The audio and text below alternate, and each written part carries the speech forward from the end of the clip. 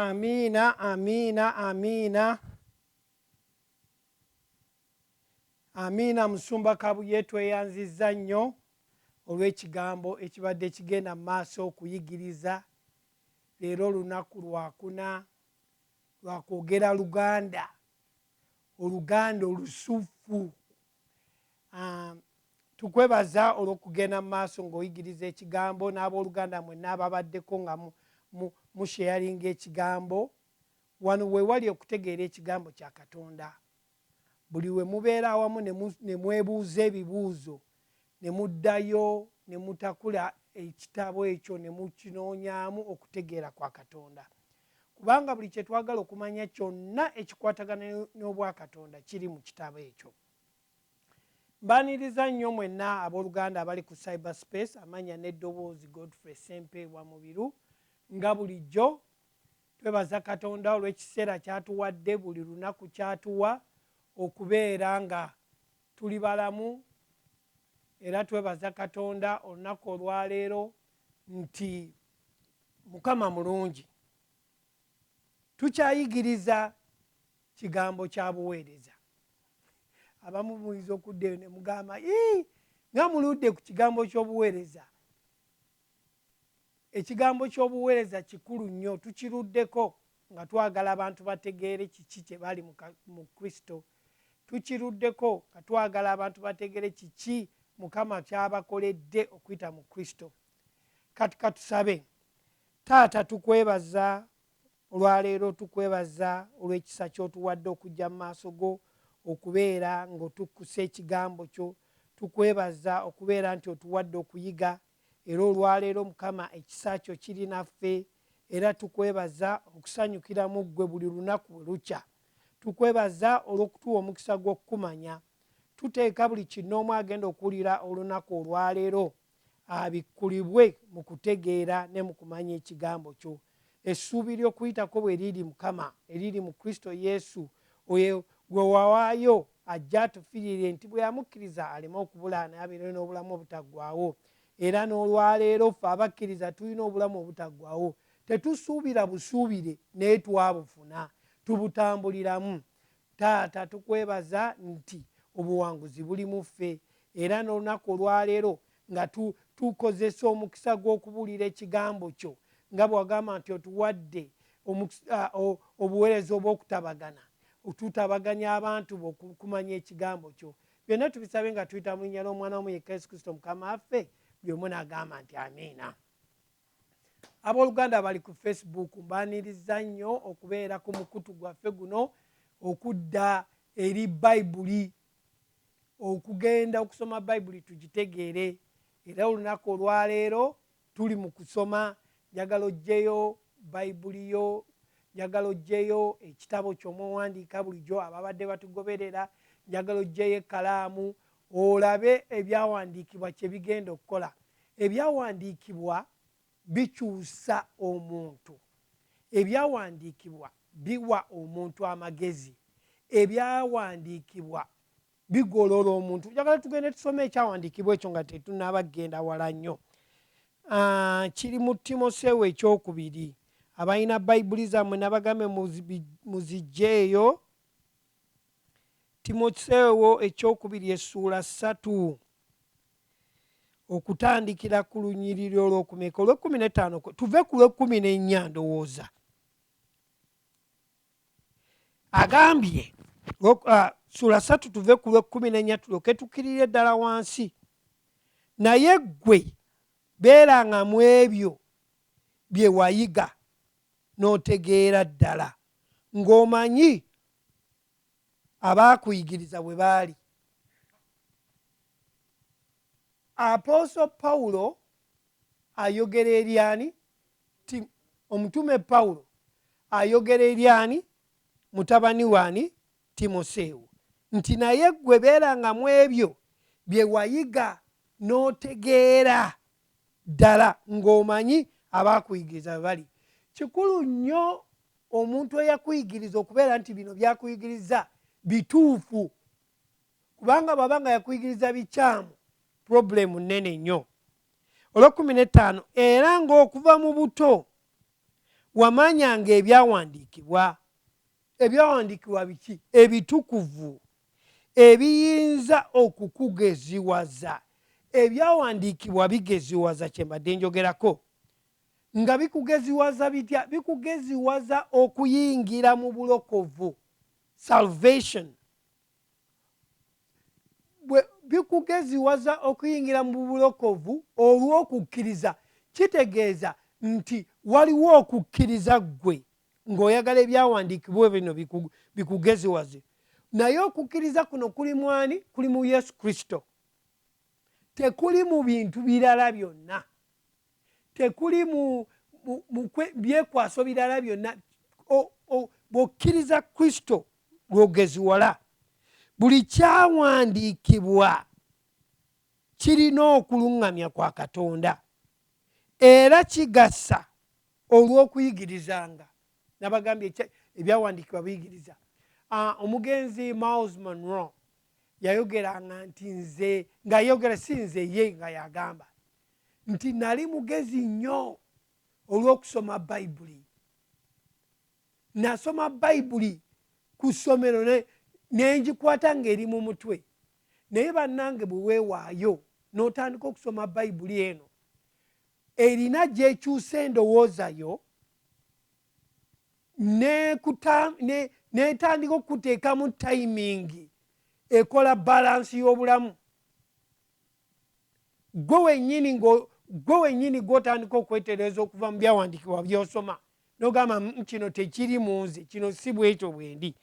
Kati wano Bayibuli egambye nti buli kyawandiikibwa kirina okuluŋŋamya kwa Katonda era kigasa olw'okuyigiriza, olw'okunenya. Waliwo lw'okola ekintu nga tekisaanidde, olw'okuba oyina positioni gy'oyimiriddemu mu bwa Katonda n'ogamba nti kati ekigambo kya Katonda ne kikunenya ne weetereeza wekka. Amiina. Kinenya olw'okutereezanga, olw'okubuulira, kitereeza okuli mu butukuvu. Amiina. Olw'okutereeza okuli mu butukuvu. Wano olw'17 lwagala nnyo luno lugambye nti omuntu wa Katonda bwe kimala okukutereeza ggwe omuntu wa Katonda abadde akisoma, abadde akiwulira, olemenga okubulwa kyonna kyonna, ng'olina ddala byonna olwa buli mulimu omulungi. Omulimu omulungi gwe twogerako wano gwewa ogw'okubuulira ekigambo kya Katonda. Kye tuliko wano ekyokubeera nti tuli mu buweereza obwatuweebwa. Obuweereza buno bwe wayitibwa tubujjawa? Tubujja mu Bakoliisi 2:5 okuva ku lunyiriri olw'17 n'ogenda ku lw'18 ti omuntu yenna bw'abeera mu Kristo aba kitonde kyejja ng'ebyedda byonna biweddewo. Ebyedda biweddewo. Endowooza enkyamu ng'eweddewo, ng'evuddewo, nga tokyalowooza nga bwe walowoozanga, tokyakola nga bwe wakolanga. Naye byonna olw'18 lutandika ne lugamba nti naye byonna biva ewa? Byonna biva eri Katonda, si ku bubwo, si mu maanyi go. Kyava atuwa obuweereza. Bwe tumala okukkiriza atuwadde obuweereza bw'okutabaganya abalala abatannaba mumanya. Ate olw'19 ne lugamba nti nga tatubalidde biki? Mu Kristo, yali mu Kristo ng'atutabaganya n'atatubalira bibi byaffe. Kati kitwala omuntu okutegeera, okumanya omuntu kyali mu Kristo, ne weetegeera n'omanya nti Yesu Kristo takyakubalira bibi byo olw'okuba wafuuka omuntu mujja. Naye olw'okuba tukyayina tetunaba kukula mu kutegeera Katonda, kati tulina kye bayita sin consciousness, nti twebalirako ekintu. Buli lw'okola ekibi n'ogamba nyonoonye, gye bayita sin conscious, ne weesalira omusango. Naye akugambye bw'oba osoma bulungi ebyawandiikibwa nti tuli bajja mwani? Mu Kristo.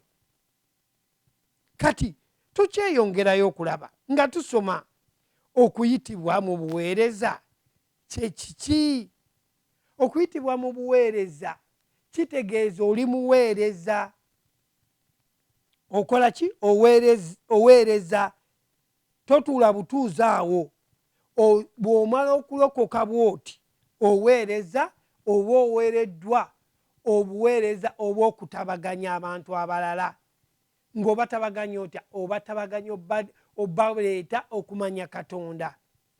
Omulimu gwaffe ng'abakkiriza kwe kusomesa abakkiriza abatannakula mu kigambo kya Katonda nabo batuuke okukula n'okutegeera Katonda.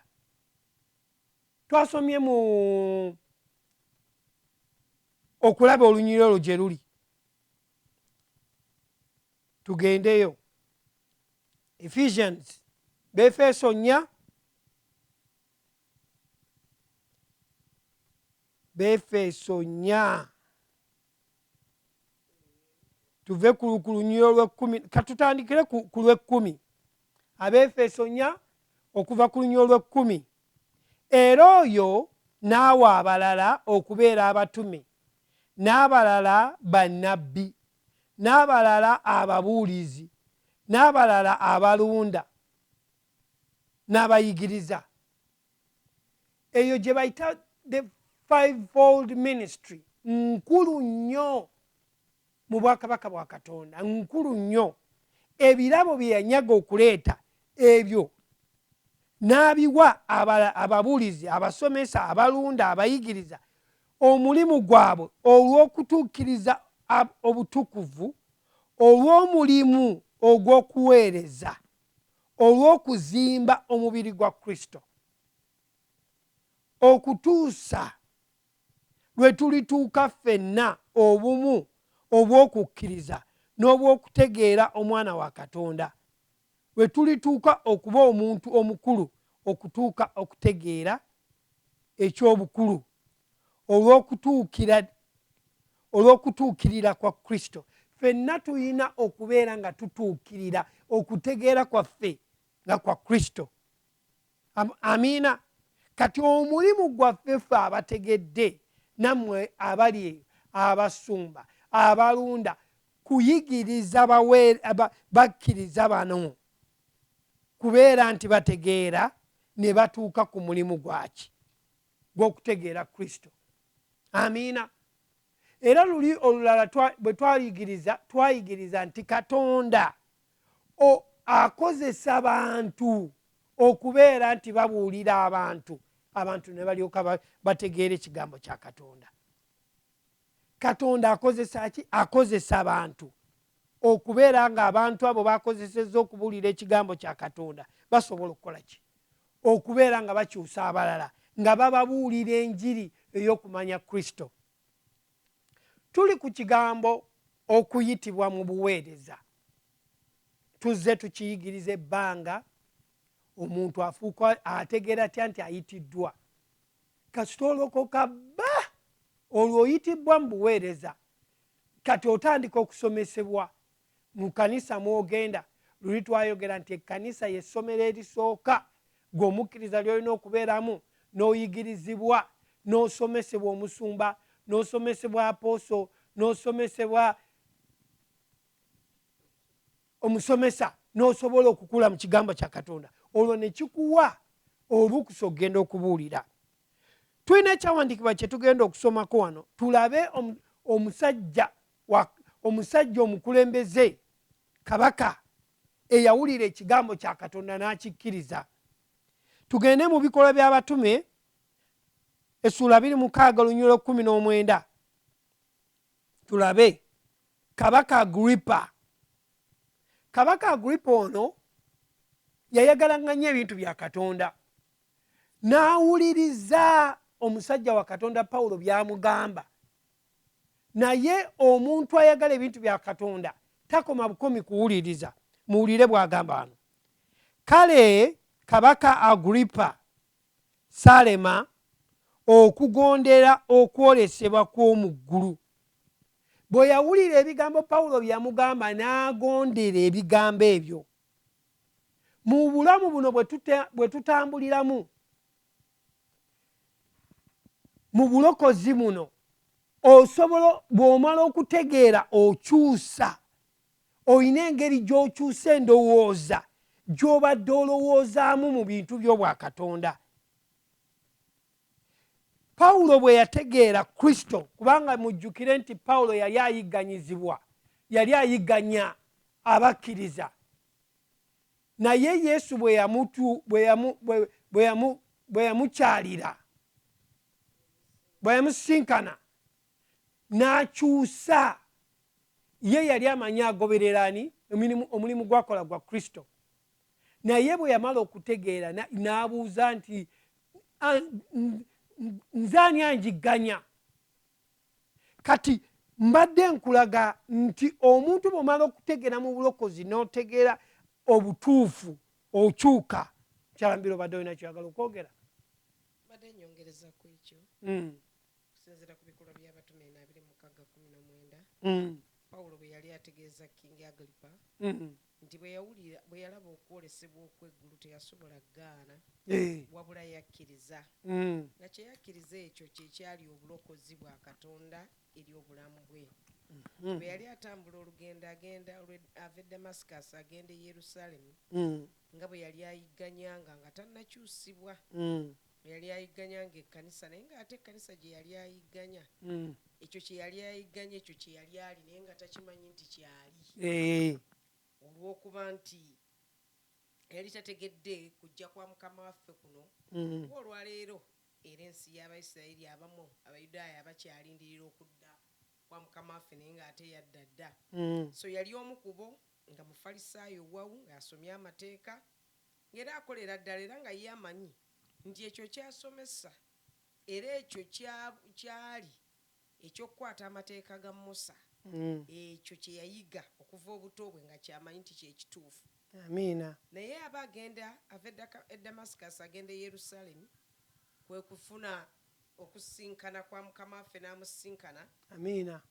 Nga bwe twajja tuyigirizibwa ng'ababadde bajja batugoberera nti yasinkana Kristo. Kati ku ekyo kye yali ategeeza eri Kabaka Agripa nti teyasobola kugaana kwolesebwa kuva eri Katonda. N'olwekyo kitulaga ki wano okuvanga bwe tubadde tuyiga obuweereza, kitulaga nti omuntu bw'asisinkana Mukama waffe akyuka. Amiina. Nga bw'otandise ng'ogamba nti omuntu bw'amala okulokoka akyuka, endowooza y'omuntu etandika okukyuka. Eyinza obutakyukirawo completely buli wamu, naye mu kutambula olugendo lw'obulokozi n'okusomesebwa n'okusoma Bayibuli kuno, buli omuntu lw'agenda asoma, tayimingi ye egenda ekyuka. Kyebadde erowooza okuva eri Katonda etandika okukyuka n'erowooza ekituufu ekiri eri Katonda. So tulaba ano nti Pawulo amaze okukkiriza, era kati atambula olugendo lw'okutambuza ekisa kya Katonda ekyamuweebwa okubuulira enjiri. Amiina. Nti at the point of salvation, oba mu kusisinkana Kristo n'olunaku lw'osisinkana oba lw'omutegeera, kiba kitegeeza nti Kristo amaze okufuuka Mukama wo. Amiina. Ayingidde mu bulamu bwe, afuuse eki? Mukama wo. Kati olwo otandika okutambula olugendo olw'okumugondera. Amiina. Ebiragiro ebyo byaba akulagidde. Amiina. Oyogedde ekigambo nti Kristo afuuka Mukama wo, era bw'omala okukyusibwa bw'ati n'okkiriza Kristo okubeera mu bulamu bwo, afuuka Mukama w'obulamu bwo. Kitegeeza ki? Kitegeeza nti obulamu buno tebukyali bubwo, naye oluusi tugenda ne twogamba nti afuuka Mukama wo, aba takufuga, naye afuuka Mukama wo nti okkiriza okubeera nti atambuza obulamu bwo. Ne Pawulo yakkiriza Kristo okutambuza obulamu bwe, n'amugamba n'amulagira gye yali alina suppose gy'ogenda. Kati tutunule wano mu kyawandiikibwa tulabe Kristo bw'afuuka Mukama wo. Abakolosaayi 3:4, sura 3:4, Bakolosaayi 3:4. Amiina, amiina. Lugambye bwe luti, Kristo obulamu bwaffe bw'alirabisibwa, era nammwe ne mulyoka mulabisibwa wamu naye mu kitiibwa. Bw'alirabisibwa naffe tugenda kulabisibwa naki wamu naye mu kitiibwa. Kitegeeza nti kati tuli mu Kristo, twawaayo obulamu bwaffe ne bubeera mu Kristo, tebukyali bwaffe, si kutukaka naye twabuwaayo mu kwagala. Amiina. Olw'obulokozi. Nkyambira okwongereza ku ekyo bwe tukkiriza Kristo, Kristo yatusinkana era obulamu bwaffe yabutwala, kubanga ffe tetulina bulamu bwe tusobola muwa. Obulamu bwaffe bubeera bufu, naye ye alina obulamu, yatuwa obulamu. So bwe tusinkana Kristo, Kristo yatuwa obulamu. Kati okusoma Abakolosaayo, Pawulo awandiikira Abakolosaayo abategeeza nti Kristo bw'alirabisibwa mu maanyi ago mwalabisibwa, ge maanyi ge gamu naffe ge tulina, nti tewali bakwekanga, waliba kuba ffenna tuli ekintu kimu, nti nga Yokaana bw'agambye nti nga Kristo bw'ali naffe bwe tuli era bwe tumulaba naye bw'atuli. Amiina. Kitegeeza kitya? Tekitegeeza nti atunulanga nze oba atunulanga Mwambiru oba atunulanga Sister Suzette. Kitegeeza mu mbala y'obwa Katonda ekyo kyali naffe kye tuli, embala ye gyali naffe bwe tuli. Kati tekitegeeza nti afaanana bw'atyo oba mweru oba muddugavu, mu mbala ye mu status ye gyalimu, naffe mwe tuli bwe tumala omukkiriza. Amiina. Tukyeyongerayo tuyiga kiki kye tuyiga? Tuyiga obuweereza n'engeri Mukama waffe Yesu Kristo gye yatuwaamu okubeera nga tuli baweereza. Omuntu tugambye nti bw'omala okukkiriza Kristo, Kristo afuuka mukama w'obulamu bwo. Oba okkiriza ye yakutwala ng'obulamu bwo kati bwetooloolera mu Kristo. Tutuulire olunyiriri olulala oluli mu Baluumi 10 olunyiriri olw'omwenda. Baluumi nagambye obeere n'ekitabo kyo kubanga ngenda kuleeta ebyawandiikibwa bingi, ate bino ebyawandiikibwa byonna byendeeta bikwatagana naki? Bikwatagana na bulokozi n'okumanya kiki ky'oli mu Kristo gwe ng'omuweereza. Baluumi 10 olunyiriri olw'omwenda. Kubanga bw'oyatula Yesu nga ye Mukama n'akamwako, muwulire ebigambo bino, bw'oyatula Yesu nga ye Mukama n'akamwako n'okkiriza mu mutima gwo nti Katonda yamuzuukiza mu bafu, olirokoka. Ekyawandiikibwa kino kikuwa okutegeera, kikuwa okumanya nti omuntu toyatula byonoono byo. Okkiriza nti oli mwonoonyi naye toyatula byonoono okulokoka. Amiina. Oyatula Yesu nti ye Mukama n'akamwako n'okkiriza n'omutima nti Katonda yamuzuukiza mu bafu. Kino kye twogerako kyaggwa, tekigenda kubeerawo. Ekyokufa n'okuziikibwa n'okuzuukira kwa Kristo. Kyekyo lwaki tuli balamu, kyekyo lwaki tukkiriza Kristo. Bw'ogenda mu Njiri ennya ziraga Kristo obulamu bwe bwe yalimu, kiraga Kristo engeri bwe yatambula ng'omuntu naye nga Katonda. Kati kitulaga nti ono gwe twakkiririzaamu yaliwo, n'afa, n'aziikibwa, n'azuukira. Mukyala Mbiru. Okwongerezaako agambye nti omuntu ayatula n'akamwa ke okuweebwa obutuukirivu. Ayatula n'akamwa ke. Agambye nti kubanga bw'oyatula Yesu nga ye Mukama n'akamwako, kubanga bw'oyatula nti Yesu ye Mukama n'okkiriza n'omutima gwo nti Katonda yamuzuukiza mu bafu, okola ki? Olirokoka. Yes. okitegeera obadde ogezaako okunnyonnyola ng'ogezaako okunnyonnyola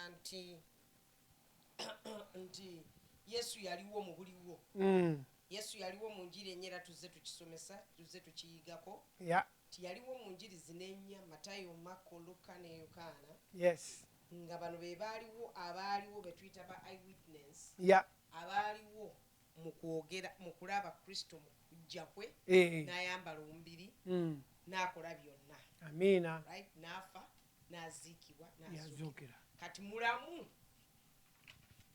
era bwe tumukkiriza naffe tuba balamu.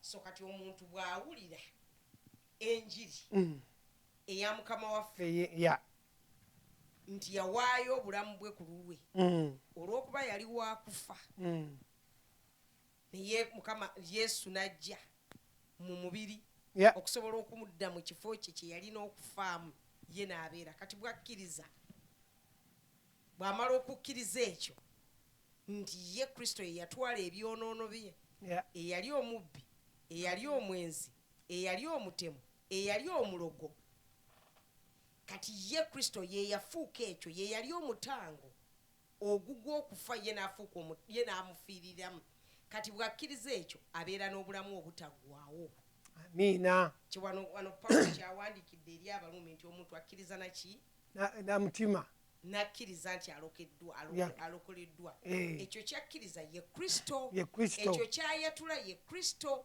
mu kifo ekyoga nti nabba nayenda nakola ki ye kati ayatula Kristo kuba Kristo kyekyonoono kye yeyafuuka ekyonoono kye kati ate awo onzizizaako emabega katono bwe twali tuyigiriza mu ndagaano enkadde luli twagamba nti bwe waleetanga kino ekyokuweebwayo si gwe wagambanga nti nabba nakola bwe nti kabona ye yakola ki kabona omukulu ye yayatulanga ebiki ebyonoono ku kisolo ekyo ku kiweebwayo ekyo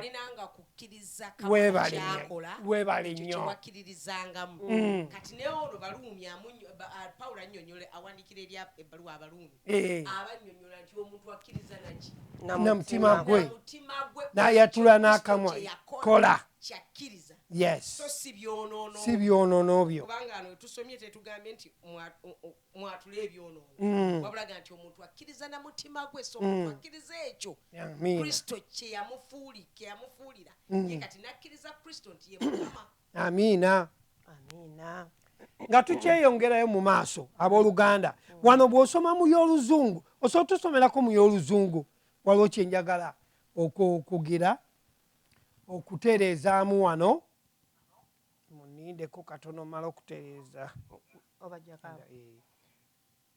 oyagala ngene mu y'oluzungu chapter ki njagala ogene mu y'oluzungu Abaluumi 10:9 Abaluumi 10:9 so that will be Romans then katono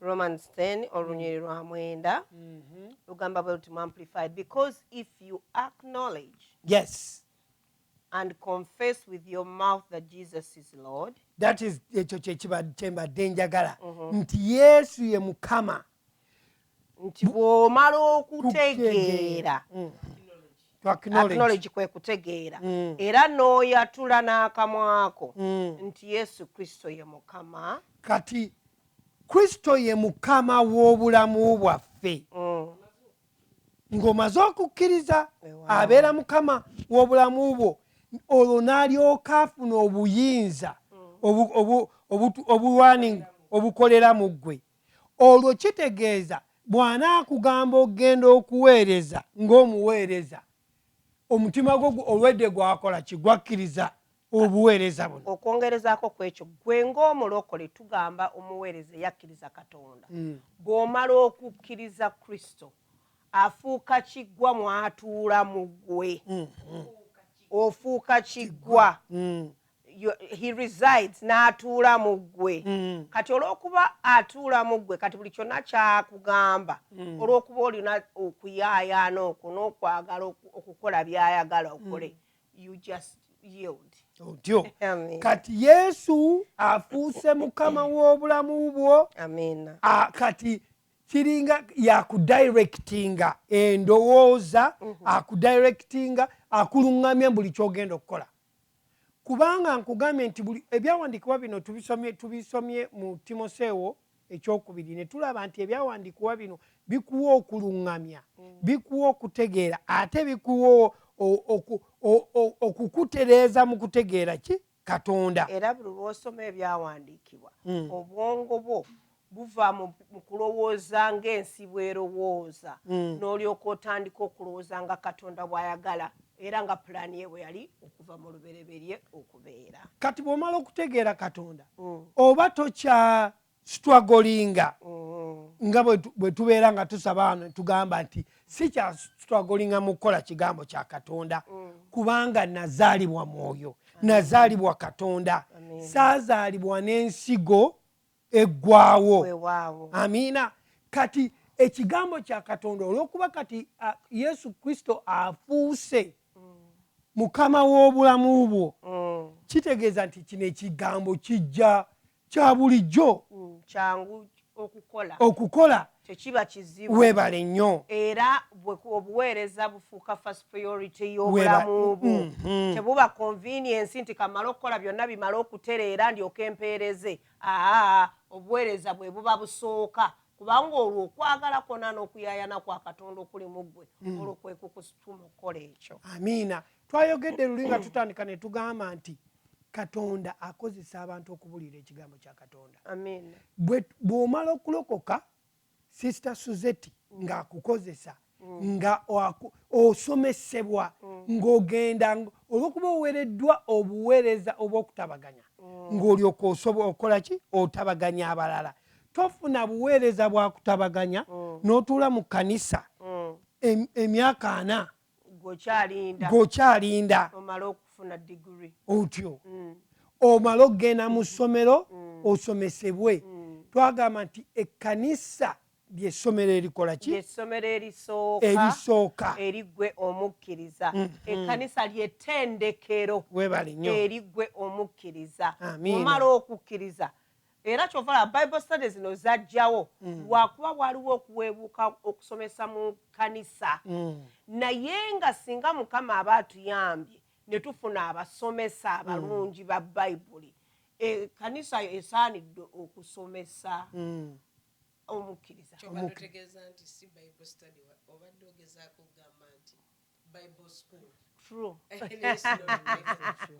Bible school kyemadengezaako gamba mwe tumenyera emigaati ate ne tulinda okugenda ffenna awamu weewaawo okuba nti tukola kinti Bible school tezandibaddewo singa ekkanisa ekola omulimu gwayo gw'okusomesa ekintu ekituufu kubanga kyebandibadde bakima mu Bible school ekkanisa eba emaze okugikola ki okukisomesa ng'ereka ebirabo bino okuba nti bitambula nga abantu basomesebwa okula okutuuka mu kigera kya Kristo.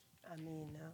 Tukyagenda mu maaso n'okuyiga obuweereza the call of ministry obuweereza gwe omuntu ate ayitiddwa mu buweereza gwani tutunulira abasajja ba Katonda n'obubaka instructions bagiyita batya ebiragiro bye baabawa ebiragiro bye baabawa bagende mu buweereza babuulire enjiri. Amiina.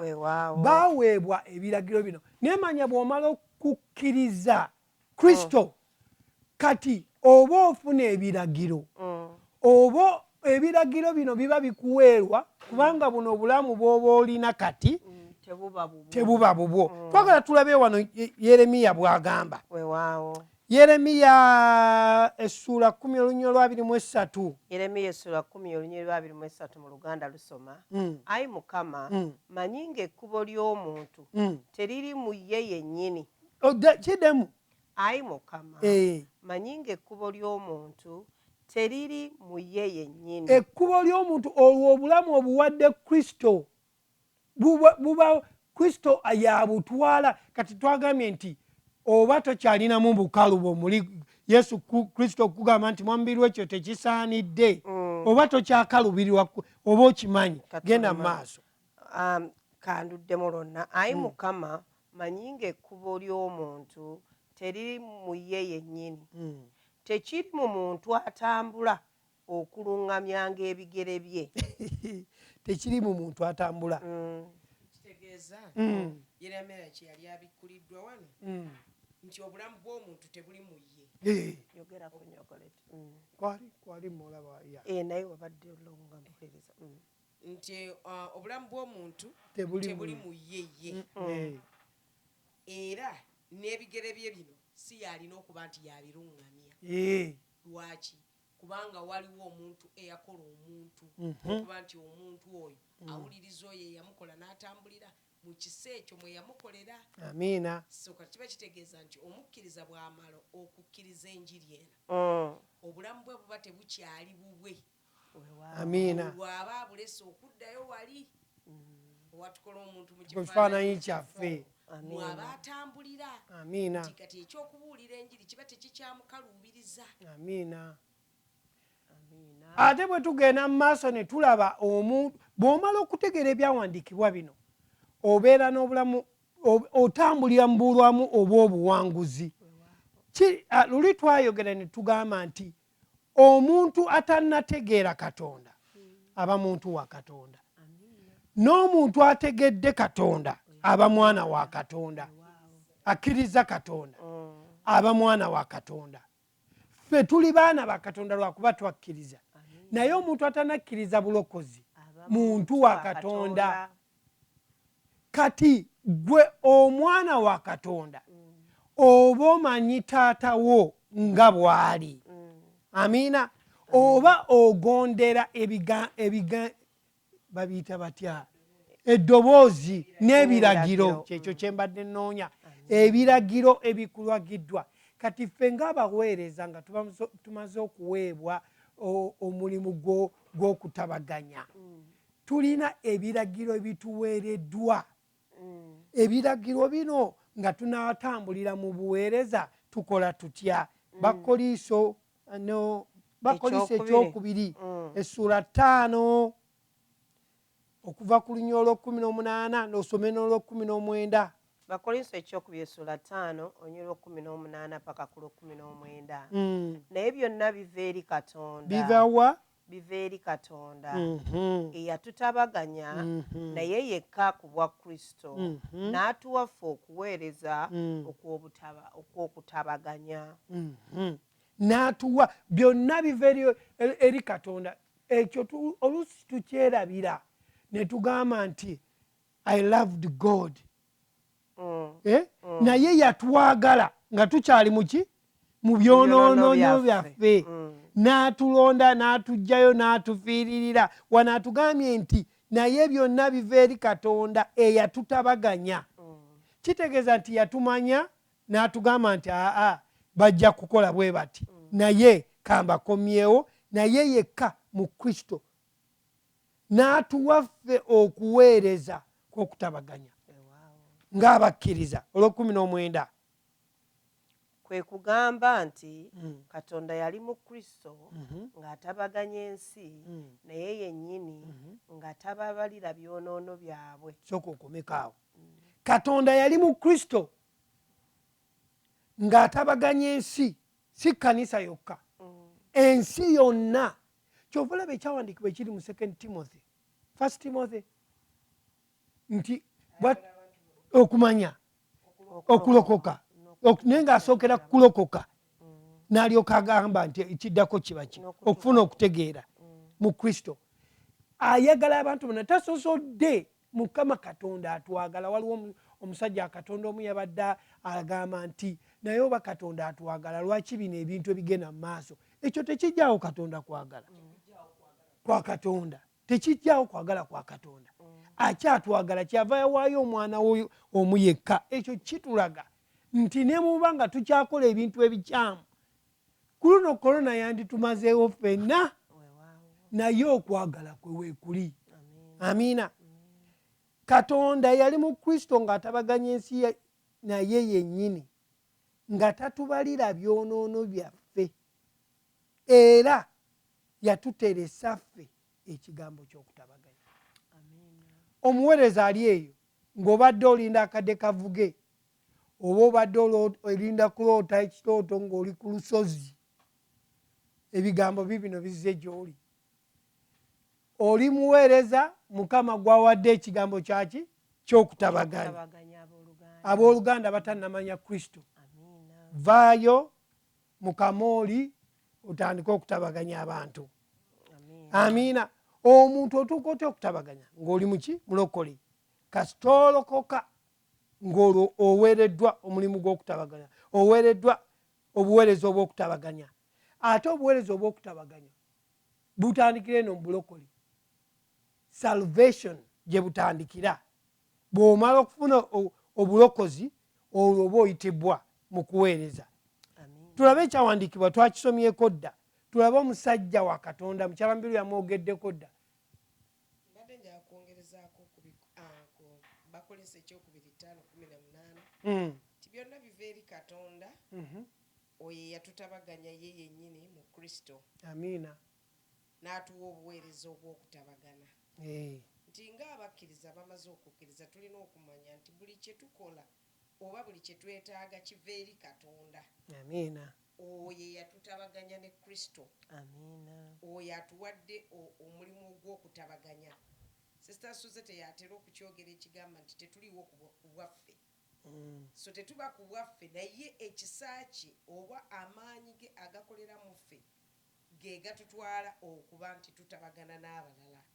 Ng'era mandate gye yatuwa oba ebiragiro bye by'okutabaganya abantu okudda eri Katonda. Olw'Ekumi lugambye nti Katonda yali mu Kristo ng'atabaganya ensi,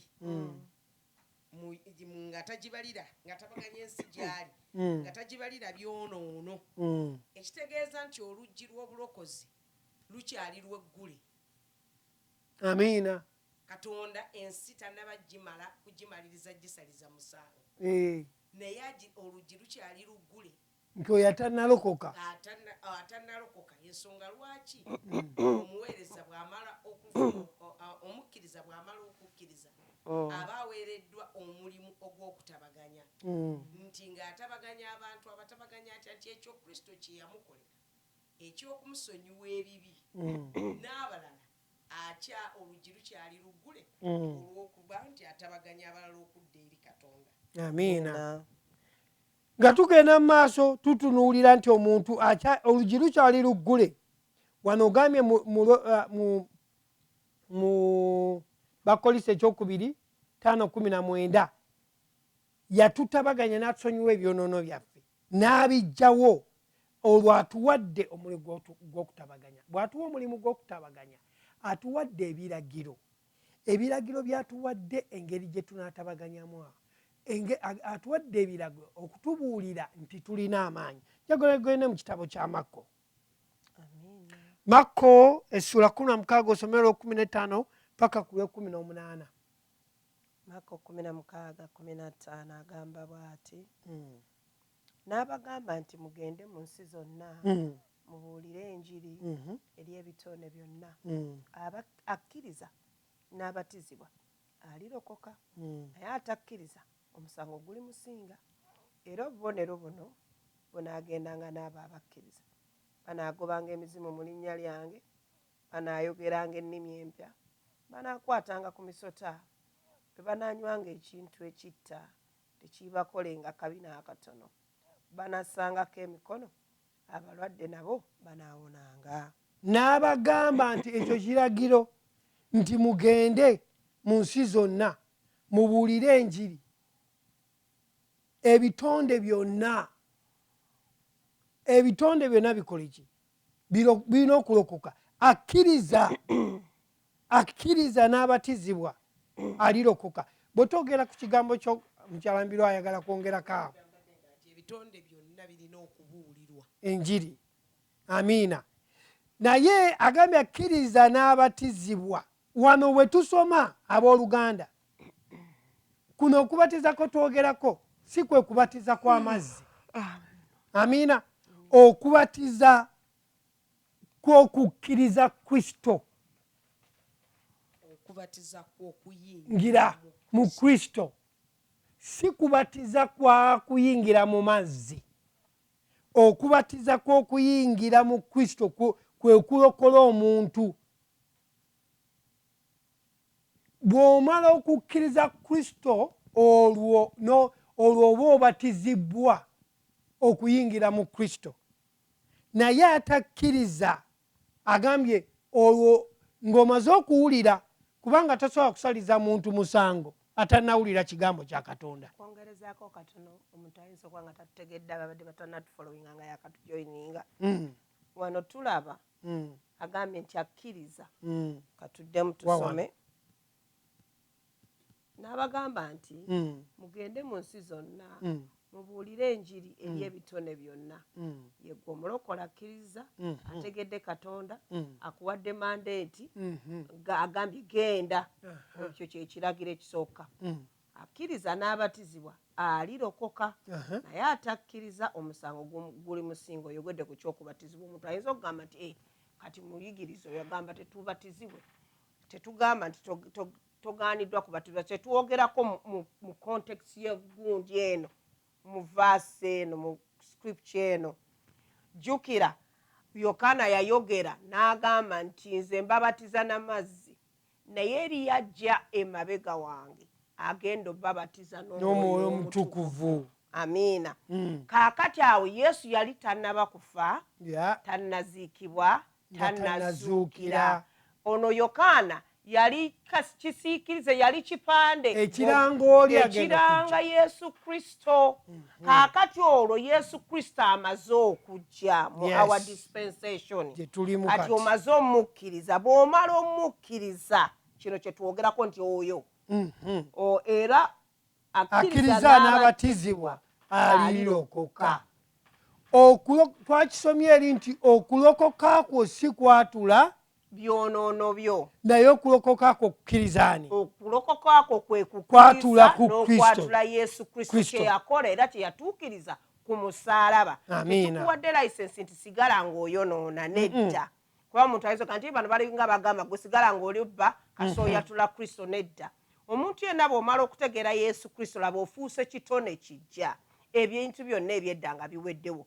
Kristo bw'amala okutuula mu mutima gwo n'atwala akatebe mu mmeeme eyo, endowooza yo ng'ekyuka. Ebikola bye yali ayomba nga tokyayomba, eyali abba nga tokyabba. Olwo obutukuvu bwa Katonda bukoleramu gwe, tetukola bukozi butukuvu, wabula ye Kristo yakolera mu ffe. Njagala ojjukire nti obulokozi lugendo ddala. Tosobola gamba bugambi nti bum ogenda kukola kikukyuka omulundi gumu. Mukyambiru ndabye oyo agalina okubaako nekyoyagala okwogera akyogedde. Kaakati olw'17 lugambye nti era obubonero akugamba kiki gwe omukkiriza nti obubonero buno bunaagendanga nabo abakkiriza, banaagobanga emizimu mu linnya lye, banaayogeranga ennimi empya. Olwo oweebwa amaanyi gwe ng'omukkiriza. Naye otegeera otya nti ofuna amaanyi? Bw'osoma ebyawandiikibwa bino n'otandika obikkiririzaamu. Waliwo bisoma nga tobikkirizaamu ng'obirekaawo. Oba si n'ekyo kyokka, twafunye ka kilipu nakaweereza abooluganda ne ku gurupu nga waliwo omusumba e Zambia nga ye yagambye endiga ze nti munteeke mu ntaana ngenda kubanga Yesu nga ndi mulamu mu nnaku 3 mujje mulabe nga nkoze ng'azuukidde. Bagenze olwokusatu teyazuukidde. Musajja atu yasomye ebyawandiikibwa n'amagezi g'ag'obuntu, Omwoyo Omutukuvu teyamubikkulidde. Tetusobola munenya nti akola atya. Ebangi abali mu ttuluba eriringa eyo ng'ate era bakyasomesa ekibiina. Kyova nga Mukama atutaddeko mandeeti ey'okubeera nga tusomesa, tutabaganya abantu okutegeera amazima agali mu Kristo. Amiina. Weewaawo genda mu maaso ssebo. Olw'18 agambye atya wano? Banaakwatanga ku misota, webali nnyo, bwe banaanywanga ekintu ekitta tekiibakolenga kabi n'akatono. Kaakati tuddeyo wali ku musajja. Buli lwe tusoma ebyawandiikibwa bino ne tutabiteeka mu context yabyo, mu byawandiikibwa, mu mulamwa gwabyo, gwe n'oyagala obiteekewo ku buliwo. banakwatanga noveeri n'okwata omusota kuba bayibuli egamba banakwatanga omusota ofudde ssebo figure of speech. Yes, oba bakyogera batya mu Luganda naye nga kitegeeza nti embeera egenda okujja ng'eringa omusota eringa omusagwa yonna bw'eneekulumbanga tegenda kumalawo. bwe bananywanga ekintu ekitta tekibakolenga kabi n'akatono. Tova eri n'okwata butwa n'oganze kampunyo kasa Yesu agenda kumponya. Wabula just in case omuntu ayinza okuba nga abadde akuteeza akantu nga totegedde. Ekisa kya Katonda kikukuuma. Nkyala mbiru. Amakulu gaakyo nti bino byonna biba figure of speech oba bisiikirize ekintu ekyefaananyiriza ekyo ekiriwo. Kubanga olugero teruba nti kintu kiriwo mu buliwo. Kaakati kiba kitegeeza nti ne bw'onaanywanga bingi nnyo bye tunywa mu ngeri y'ebigambo y'endowooza ya buli kintu kyonna ebituleetera okutabula omutwe gyaffe. Naye ate nti newankubadde ebiringa ebyo tebitukolenga kabi n'akatono.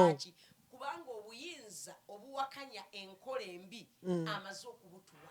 Obuyinza bwe yatuwa kwe buyinza obw'okuba abaana nti obubi bwe bujja gye tuli amaanyi agali mu ffe gawangula dda. Gawakanya ekitali kya Bwakatonda. Obuyinza obwo bukolera mu ffe abakkiriza. nga nyongereza akalina kyampadde n'enfuna obuziba bwakyo tibananywanga kati kiringa omuntu ng'oba akusazeeko ekigambo n'akutemako ekigambo kati bw'otwala bw'oyirudinga n'owulira ebigambo ebyo n'obiteeka munda mu ggwe ne bitandika okufuuka obutwa. Omuntu abadde omusanyufu ng'olwo kati ofunye obutwa. Anti halo kati omuntu musumba ttiimu ze tubutegedde kikyo ekibaddewo mukwano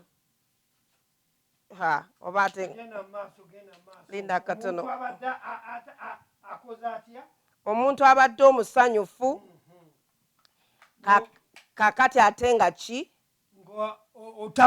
ng'otabuka olwo otandika okulaba abooluganda eyali abasanyukira ng'otandika nga tokyasanyuka ng'olwo obutwa otandise obunywa ng'ozimba bakanda kubuza owe sisita nga weewuusiira kubanga ebigambo wenywedde obutwa bw'ebigambo omuntu bye yasaze naawe n'okkiriza kati amaanyi gano mukyala mubiru gagambye agakolera mu gwe aga Kristo gawakanya buli w'ogamba nti nedda sijja kubeera bwe ntyo. Nedda sijja kukkiriza boogedde bwe batyo sijja kukkiriza bigambo ebyo n'owakanya bwe bw'obutwa bwe twogerako wano. Mukama yeebazibwe. Obudde buno bugenze abooluganda abadde batuwuliriza tuli ku kigambo ky'obuweereza omuntu eyitibwa mu buweereza yalwa. Bangi nnyo mubadde temumanyi nti mwayitibwa naye nga mwakkiriza Kristo naye twagala okubeera nti tubaggula obwongo tubawa freedom egenda okuweereza nti oyinza okuba nga tozze kubuulira kukwata kazindalo okubuulira njiri si bwe buweereza bwokka.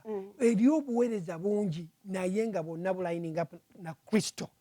Eyakuyita ye Kristo ye yakuyita era yakuwadde obuweereza obw'okutabaganya obw'okuleeta abantu okumanya Katonda ng'ayita mu bantu. Mukama akozesa ki bantu era tukozesezza mu kaseera kano aka COVID okuva eri yonna okujja okubeera nga twagala okubatabaganya. Webale nnyo mukyala mubiru agambye nti tuli mu kitabo tukyali mu Makko 6 okuva ku lw'e15 paka ku lw'e18 kati tuli ku lw'e18. Banaakwatanga ku misota bwe bananywanga ekintu ekitta tekibakolenga kabi n'akatono. Banassangako emikono ku balwadde nabo banaawonanga.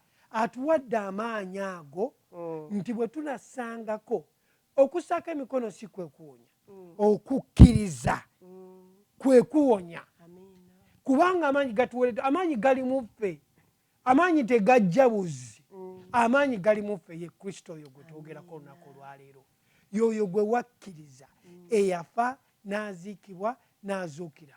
Owooluganda awuliza olunaku olwaleero bw'obanga wakkiriza kristo oweereddwa obuweereza obw'okutabaganya. Mukama abawo omukisa olunaku olwaleero, ate paka wiiki ejja ku lwokusatu tubuulira mu luzungu, ku lwokuna tubuulira mu luganda, okuva ku ssaawa 2 paka ssaawa 3. share twagala enjiri eno egende mu nsi zonna, abantu bafune okutegeera, abantu balekerawo okulya emiddo, abantu balekerawo okwambula empale nga bali mu kkanisa mbu babasabira babagobako mizimu, kubanga kristo yajja okununula ekyo ekyabula. Amiina. Tweyanzege mwebale kubeerayo mu bungi bwe muti. Katusabe twebaze. Omutukuvu Taata tukwebaza. Tukukulumiza tukusiima olw'ekisa kyo.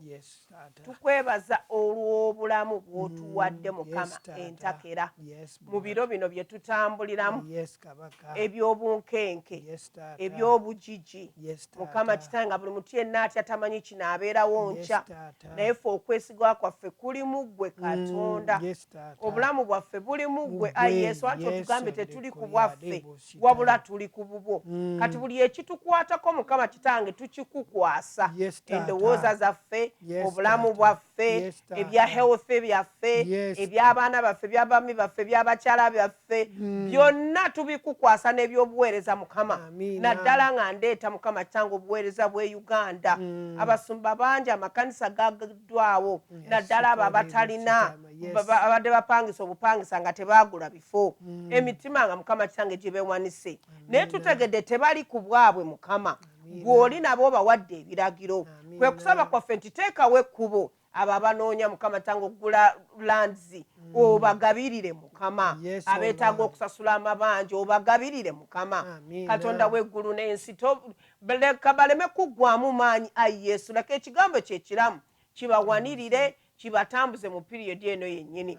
Tusabira Ayi Katonda eri abo abadde balwadde, tubasumulula mu njegere zonna, omulabe essanzi abadde abataddemu za covid, ez'emisujja, kansa, siriimu, diabetes, tubasumulula mu buli kikoligo kyonna mu linnya erya Yesu Kristo Omunnazaaleesi. Leka basumululwe. Wagamba nti ekizaalibwa Katonda kiwangula ensi, era kuno kwe buwanguzi bwaffe. Taata omutukuvu tukwebaza kubanga tuwangula buli kyonna ekibadde kijja eri obulamu bwaffe. Tusabira abakulembeze kutandika nawo mu ggwanga mwe tuli, President Biden ne Kamala, Mukama obawo okutegeera n'okumanya buli we batuula okuteesa Mukama Kitange, leka Omwoyo Omutukuvu abaluŋŋami bateese okusinziira ku kwagala kwo Mukama, so singa bo we baagala, Ayi Taata. Tusabira ne President Museveni ne bonna bakulembera nabo, naye okwagala kwo kukolebwe Mukama, ekisa kye ekirungi nakyo Mukama Kitange kibugaane Uganda. Tulangirira emirembe mu Maserengeta, mu Mambuka ne mu Central. Ayi Taata tukwebaza olw'ekisa kye ekirungi tusabye. Amiina, amiina, amiina. Remember, Jesus is still in full control. God bless you. Be blessed and subscribe. Amen. Don't forget to subscribe. We love you all. Amen.